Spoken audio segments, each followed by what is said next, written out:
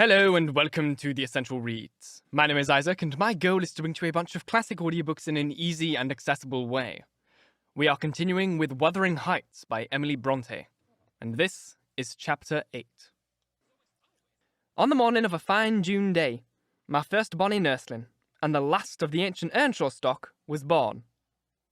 We were busy with the hay in a faraway field, when the girl that usually brought our breakfast came running an hour too soon, across the meadow and up the lane, calling me as she ran. "Oh, it's such a grand barn!" she panted out. "The finest lad that has ever breathed! But the doctor says Mrs. must go. He says she's been in consumption these many months. I heard him tell Mr. Hindley, and now she has nothing to keep her, and she'll be dead before winter. You must come home directly. You ought to nurse it, Nelly, to feed it with sugar and milk and take care of it day and night. I wish I were you, because then it'd be all yours when there's no missus." "But is she very ill?" I asked, flinging down my rake and tying my bonnet. "I guess she is, but she looks bravely," replied the girl. "And she talks as if she thought of living to see it a grown man. She's out of her head for joy. It's such a beauty. If I were her, I'm certain I should not die. I should get better at the bare sight of it in spite of Kenneth. I was fairly mad at him. Dame Archer brought the cherub down to master in the house, and his face just began to light up. And then the old croaker steps forward and he says, 'Earnshaw, it's a blessing your wife has spared to leave you this son.' When she came, I felt convinced we shouldn't keep her long, and now I must tell you, the winter will probably finish her. Don't take on and fret about it too much. It can't be helped. And besides, you should have known better than to choose a rush of a lass." "And what did the master answer?" I inquired. "I think he swore, but I didn't mind him. I was straining to see the barn." And she began to describe him rapturously. I, as zealous as herself, hurried eagerly home to admire on my part, though I was very sad for Hindley's sake. He had room in his heart only for two idols, his wife and himself. He doted on both and adored one, and I couldn't conceive how he would bear the loss. When we got to Wuthering Heights, there he stood at the front door, and as I passed in, I asked, "How is the baby?" "Nearly ready to run about now," he replied, putting on a cheerful smile. "And the mistress?" I ventured to inquire. "The doctor says she's—" "Damn the doctor!" he interrupted, reddening. "Frances is quite right. She'll be perfectly well this time next week. Are you going upstairs? Will you tell her that I'll come if she promises not to talk? I left her because she would not hold her tongue, and she must. Tell her Kenneth says she must be quiet." I delivered this message to Mrs. Earnshaw. She seemed in flighty spirits, and replied merrily, "I hardly spoke a word, Ellen, and there he has gone out twice crying. Well, say I promise I won't speak, but that does not bind me to laugh at him." Poor soul, till within a week of her death that gay heart never failed her, and her husband persisted doggedly, nay furiously, in affirming her health improved every day. When Kenneth warned him that his medicines were useless at that stage of the malady, and he needn't put him to further expense by attending her, he retorted, "I know you need not. She's well. She does not want any more attendance from you. She never was in a consumption. It was a fever and is gone. Her pulse is as slow as mine now, and her cheeks as cool." He told his wife the same story, and she seemed to believe him. But one night, while leaning on his shoulder, in an act of saying she thought she should be able to get up tomorrow, a fit of coughing took her, a very slight one. He raised her in his arms. She put her two hands about his neck, her face changed, and she was dead. As the girl had anticipated, the child Ayrton fell wholly into my hands. Mr. Earnshaw, provided he saw him healthy and never heard him cry, was contented as far as regarded him. For himself, he grew desperate. His sorrow was of that kind that will not lament. He neither wept nor prayed. He cursed and defied, execrated God and man, and gave himself up to reckless dissipation. The servants could not bear his tyrannical and evil conduct long. Joseph and I were the only two that would stay. I had not the heart to leave my charge. And besides, I had been his fourth sister, and excused his behaviour more readily than a stranger would. Joseph remained to hector over tenants and labourers, and because it was his vocation, to be where he had plenty of wickedness to reprove. The master's bad ways and bad companions formed a pretty example for Catherine and Heathcliff, His treatment of the latter was enough to make a fiend of a saint. And truly, it appeared as if the lad were possessed by something diabolical at that period. He delighted to witness Hindley degrading himself for past redemptions, and became daily more notable for savage sullenness and ferocity. I could not half tell what an infernal house we had. The curate stopped calling, and nobody decent came near us at last, unless Edgar Linton's visits to Miss Cathy might be an exception. At 15, she was the queen of the countryside. She had no peer, and she did turn out a haughty, headstrong creature. I own I did not like her after her infancy was past, and I vexed her frequently by trying to bring down her arrogance. She had a wondrous constancy to old attachments. Even Heathcliff kept his hold on her affections unalterably, and young Linton, with all his superiority, found it difficult to make an equally deep impression. He was my late master. That is his portrait over the fireplace. It used to hang on one side, and his wife's on the other, but hers has been removed, or else you might see something of what she was. Can you make that out? Mrs. Dean raised the candle, and I discerned a soft-featured face, exceedingly resembling the young lady at the Heights, but more pensive and amiable in expression. It formed a sweet picture. The long, light hair curled slightly on the temples. The eyes were large and serious. The figure almost too graceful. I did not marvel how Catherine Earnshaw could forget her first friend for such an individual. I marvelled much how he, with a mind to correspond his person, could fancy my idea of Catherine Earnshaw. A very agreeable portrait, I observed to the housekeeper. Is it like? Yes, she answered. But he looked better when he was animated. That is, in his everyday countenance. He wanted spirit in general. Catherine had kept up her acquaintance with the Linton since her 5 weeks' residence among them, and as she had no temptation to show a rough side in their company, and had the sense to be ashamed of being rude where she experienced such invariable courtesy, she imposed unwittingly on the old lady and gentleman by her ingenious cordiality, gained the admiration of Isabella, and the heart and soul of her brother. Acquisitions that flattered her from the first, for she was full of ambition, and led her to adopt a double character without exactly intending to deceive anyone. In the place where she had heard Heathcliff termed a vulgar young ruffian, and worse than a brute, she took care not to act like him. But at home she had a small inclination to practice politeness that would only be laughed at, and restrain an unruly nature when it would bring her neither credit nor praise. Mr. Edgar seldom mustered courage to visit Wuthering Heights openly. He had a terror of Earnshaw's reputation, and sunk from encountering him. And yet he was always received with our best attempt at civility. The master himself avoided offending him, knowing why he came, and if he could not be gracious, kept out of the way. I rather think his appearance there was distasteful to Catherine. She was not artful, never played coquette, and had evidently an objection to her two friends meeting at all. For when Heathcliff expressed contempt of Linton in his presence, she could not half coincide as she did in his absence. And when Linton evinced disgust and apathy to Heathcliff, she dare not treat his sentiments with indifference, as if deprecation of her playmate were of scarcely any consequence to her. I've had many a laugh at her perplexities and untold troubles, which she vainly strove to hide from my mockery. That sounds ill-natured, but she was so proud it became really impossible to pity her distress, till she should be chastened into more humility.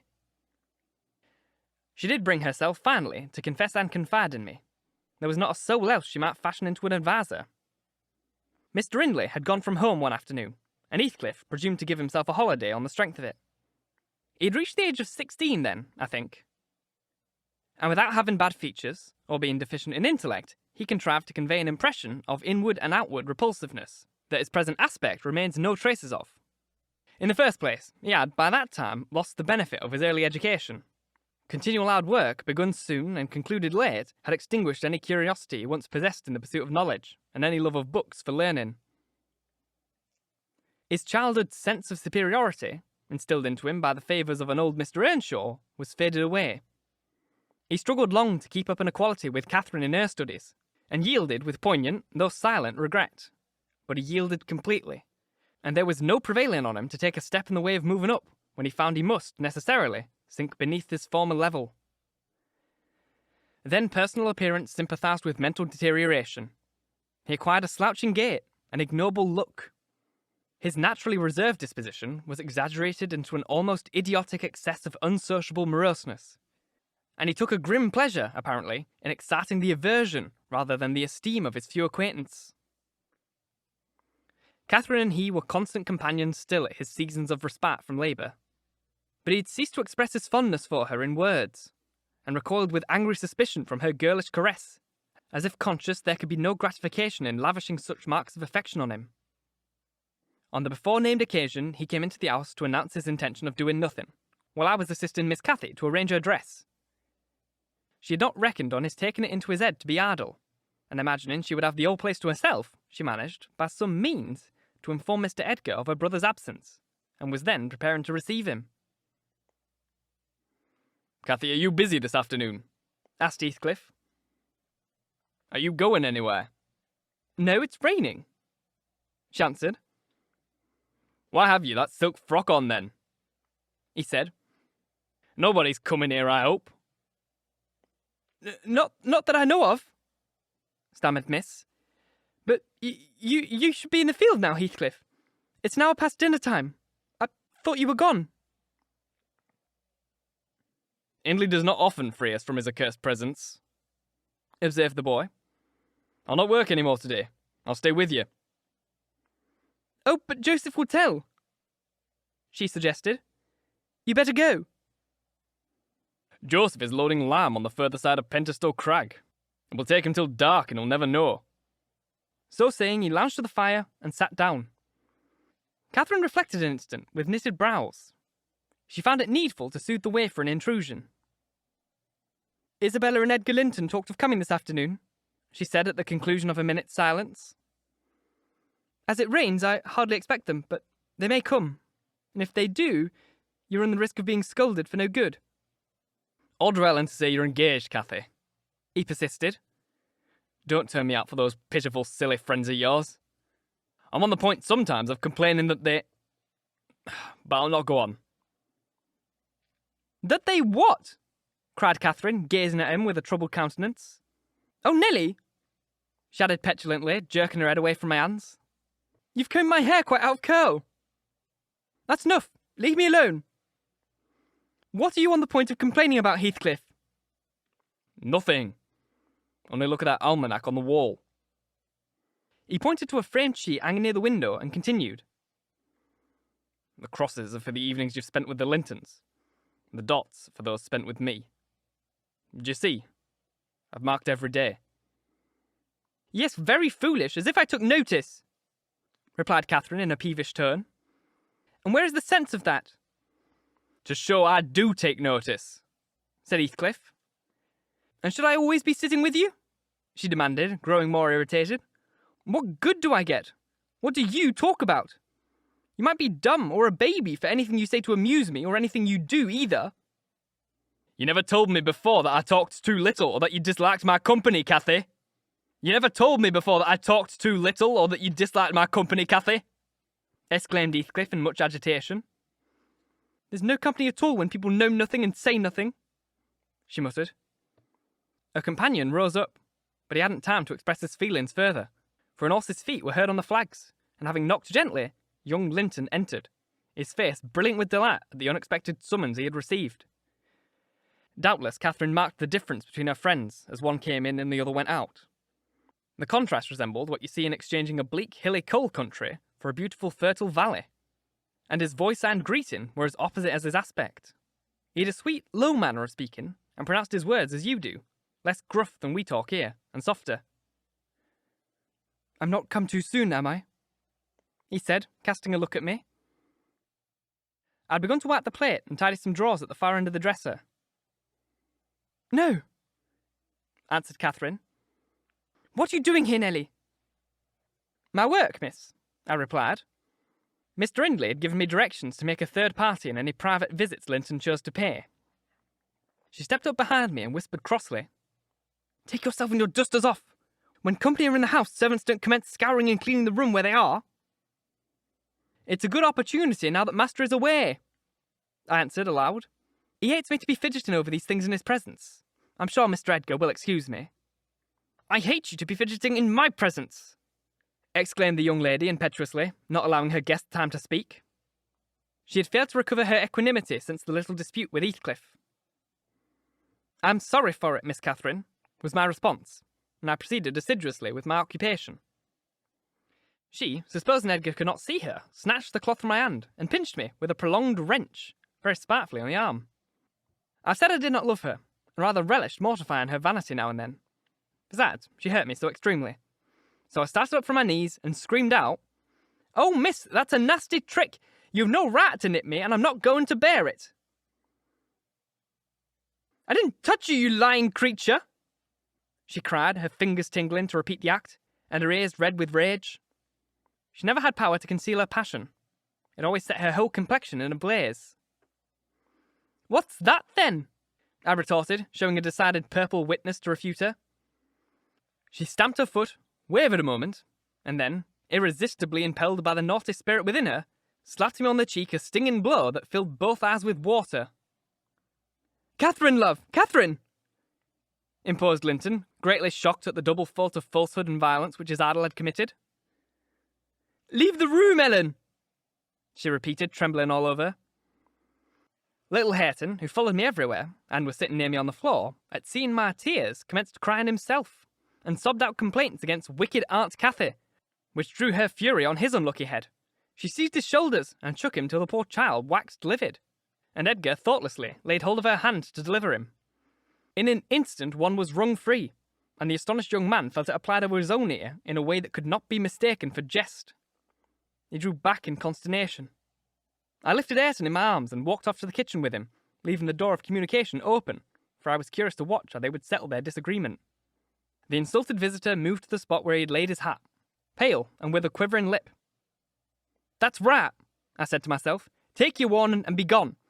It's a kindness to let you have a glimpse of her genuine disposition." "Where are you going?" demanded Catherine, advancing to the door. He swerved aside and attempted to pass. "You must not go!" she exclaimed energetically. "I must and shall," he replied in a subdued voice. "No!" she persisted, grabbing the handle. "Not yet, Edgar Linton. Sit down. You should not leave me in that temper. I should be miserable all night, and I won't be miserable for you." "Can I stay after you have struck me?" asked Linton. Catherine was mute. "You've made me afraid and ashamed of you," he continued. "I'll not come here again." Her eyes began to glisten, and her lids to twinkle. "And you told a deliberate untruth," he said. "I didn't," she cried, recovering her speech. "I did nothing deliberately. Oh, go if you please. Get away. Now I'll cry. I'll cry myself sick." She dropped down on her knees by a chair and set to weeping in serious earnest. Edgar persevered in his resolution as far as the court. There he lingered. I resolved to encourage him. "Miss is dreadfully wayward, sir," I called out. "As bad as any marred child. You'd better be riding home, or else you'd be sick, only to grieve us." The soft thing looked askance through the window. He possessed the power to depart as much as a cat possesses the power to leave a mouse half killed or a bird half eaten. "Ah," I thought, "there will be no saving him. He is doomed and flies to his fate." And so it was. He turned abruptly, hastened into the house again, shut the door behind him. And when I went in a while after to inform them that Earnshaw had come home rabid drunk, ready to pull the old place out our ears, his ordinary frame of mind in that condition, I saw the quarrel had merely effected a closer intimacy, had broken the outworks of youthful timidity, and enabled them to forsake the disguise of friendship and confess themselves lovers. Intelligence of Mr. Hindley's arrival drove Linton speedily to his horse, and Catherine to her chamber. I went to hide little Ayrton and take the shot at the master's fowling piece, which he was fond of playing with in his insane excitement, to the hazard lives of any who provoked, or even attracted his notice too much. And I'd hit upon the plan of removing it, that he might do less mischief if he did go to the length of firing the gun. Thank you so very much for listening. If you enjoyed, please like, comment, share, all that jazz, and if you really enjoyed, do subscribe, because there is more to come. If you're listening on podcast, please leave a review, as it helps get this in front of as many people as possible, and reading your reviews really makes my day. If you want to support the show further, there is now a Ko-Fi link on screen if you are watching on YouTube, or there is a link to that in the description box / episode notes, wherever you're listening on podcast. Apple Podcasts, Spotify, wherever that may be. It's like a little extra support thing that you can do to me, like a donation or tipping, whatever the hell you want to call it, because I only get paid for YouTube watches. I don't actually get paid for podcast listens, so any extra support that you can give me would be marvellous. Once again, thank you very, very much for listening. And until next time, bye-bye.